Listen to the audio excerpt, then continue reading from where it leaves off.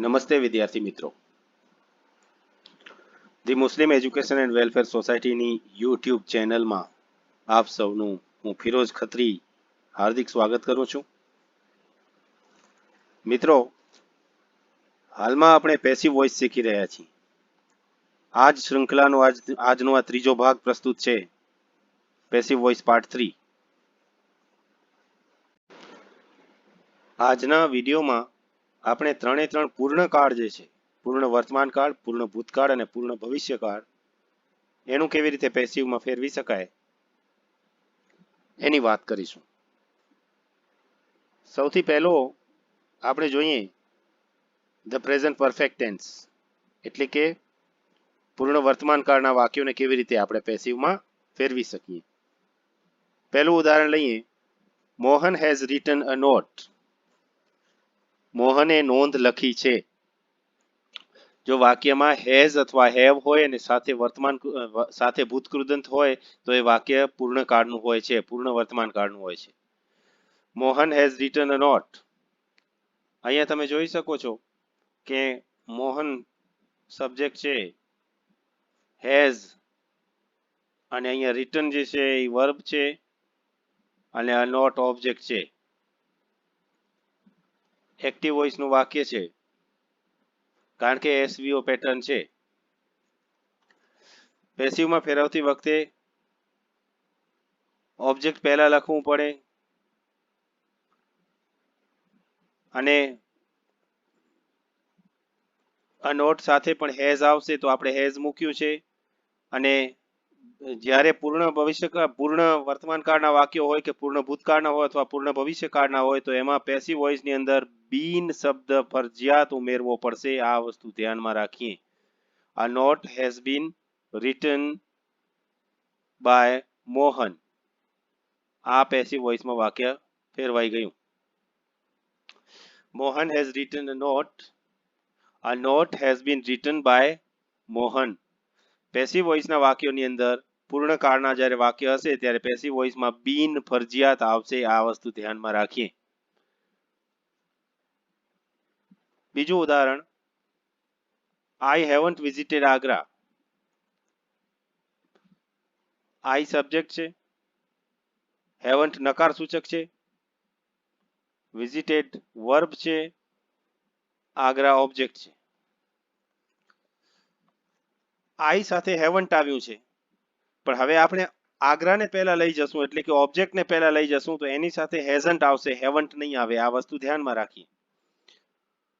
Agra hasn't been visited by me. I છે તો આપણે by me લગાડશું સબ્જેક્ટ. તો આ એક્ટિવ વોઇસ નું વાક્ય આ રીતે પેસિવમાં ફેરવાઈ શકે. I haven't visited Agra. Agra hasn't been visited by me.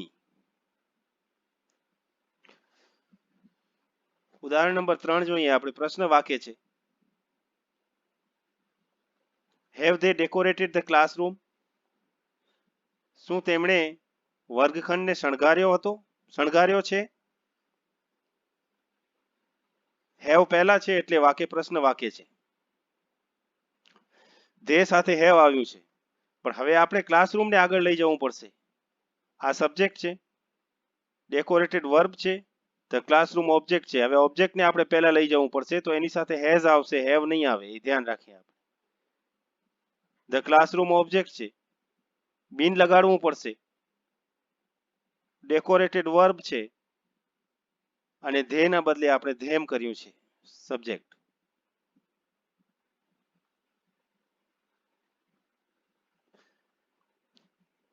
Have they decorated the classroom? Has the classroom been decorated by them? આ રીતે આપણે પેસિવ વોઇસમાં ફેરવી શકીએ. હવે આપણે કેટલાક પાસ્ટ પરફેક્ટ ટેન્સના એટલે કે પૂર્ણ ભૂતકાળના વાક્યો જોઈએ અને એને પેસિવમાં ફેરવીએ. પાસ્ટ પરફેક્ટ ટેન્સની અંદર હેડ હોય છે. They had won the match. They subject છે, વન વર્બ છે, ધ મેચ ઓબ્જેક્ટ છે. ઓબ્જેક્ટ પહેલા લઈ આવવું પડે. હેડ આપણે મૂકવું પડે અને બીન ફરજિયાત લગાડવું પડે. કોઈ પણ પૂર્ણ કાળ હોય તો બીન લગાડવું પડશે. આ વર્બ અને આ સબ્જેક્ટ. એક્ટિવ વોઇસનું વાક્ય પેસિવ વોઇસમાં ફેરવાયું.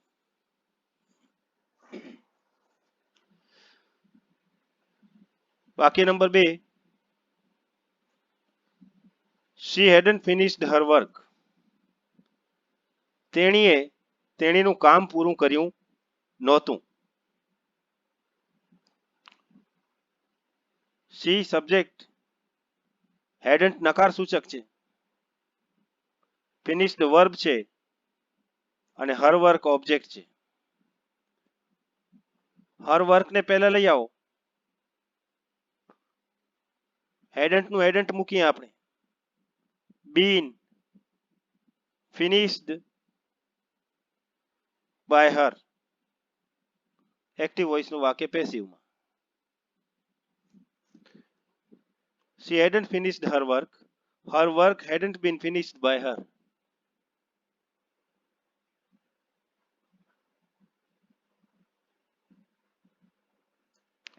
વાક્ય નંબર 3.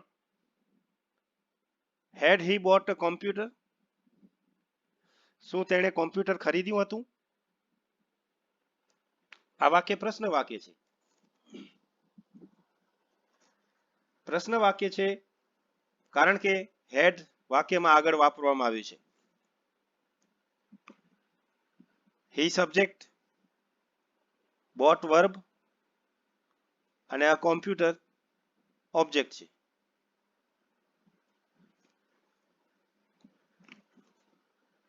પ્રશ્ન વાક્ય છે એટલે હેડ તો પહેલા જ મૂકવું પડશે. આ કોમ્પ્યુટર ઓબ્જેક્ટ, બીન લગાડવું પડશે ક્રિયાપદની આગળ. વર્બ હી ના બદલે આપણે હિમ લખ્યું. આ રીતે આપણે પૂર્ણ ભૂતકાળના વાક્યોને પેસિવમાં ફેરવી શકીએ છીએ. હવે આપણે જોઈએ ધ ફ્યુચર પરફેક્ટ ટેન્સ, એટલે કે પૂર્ણ ભવિષ્યકાળના વાક્યોને કેવી રીતે આપણે પેસિવમાં ફેરવી શકીએ. ઉદાહરણ number 1. He will have bought a bike in December. તેણે ડિસેમ્બરમાં બાઇક ખરીદેલી હશે.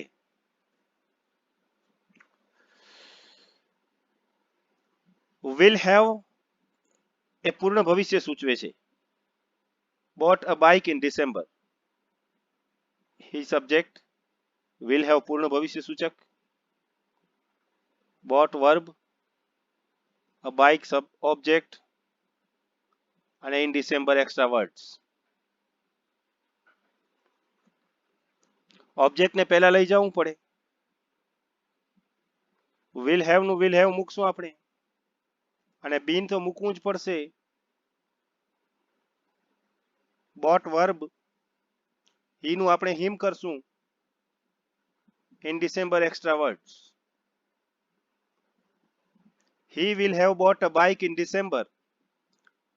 A bike will have been bought by him in December.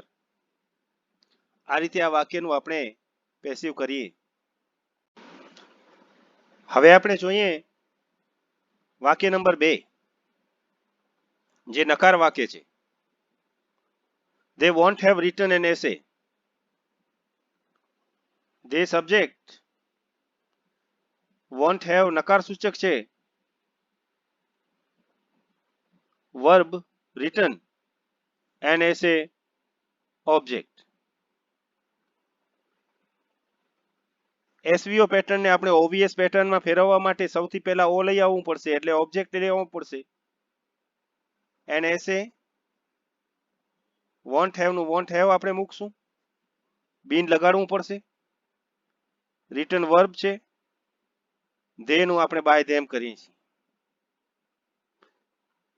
આ રીતે આપણે આ વાક્યને પેસિવમાં ફેરવી શકીએ. They won't have written an essay. An essay won't have been written by them.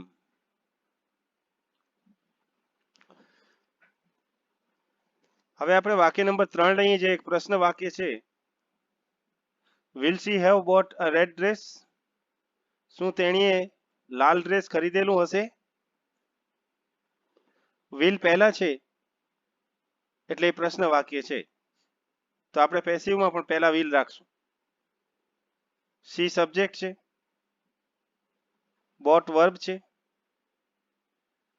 અને રેડ ડ્રેસ ઓબ્જેક્ટ છે.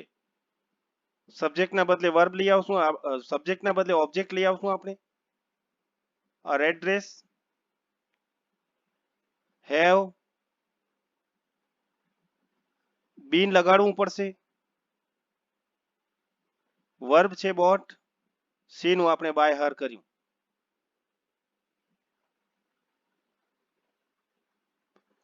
She will have bought a red dress. Sorry, will she have bought a red dress? Will a red dress have been bought by her? આ રીતે આપણે આ વાક્યનો પેસિવમાં રૂપાંતર કરી શકીએ. હવે આપણે જોઈએ કે WH ક્વેશ્ચન્સ ના જો વાક્યો હોય એક્ટિવ વોઇસમાં તો આપણે કેવી રીતે એનું પેસિવમાં રૂપાંતર કરીએ. સૌથી પહેલી વસ્તુ એક યાદ રાખીએ કે જ્યારે હુ થી કોઈ વાક્ય હોય છે, જો વાક્ય પ્રશ્ન વાક્ય જો હુ થી શરૂ થતું વાક્ય છે અને એનું તમારે જો પેસિવ બનાવવાનું છે તો હંમેશા બાય હુમ થી શરૂઆત કરવાની હોય છે. હુ ટીચીસ ઇંગ્લિશ, બાય હુમ પહેલા મૂકો. સાદો વર્તમાન કાળ છે એટલે ઇઝ આવશે. ઇંગ્લિશ ઓબ્જેક્ટ છે અને ટોટ વર્બ છે. આમાં સબ્જેક્ટ માટે આપણે બાય હુમ મૂક્યું છે.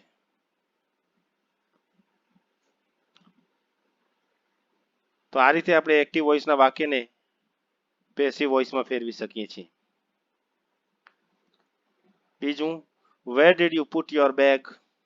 તમે તમારું બેગ ક્યાં મૂક્યું?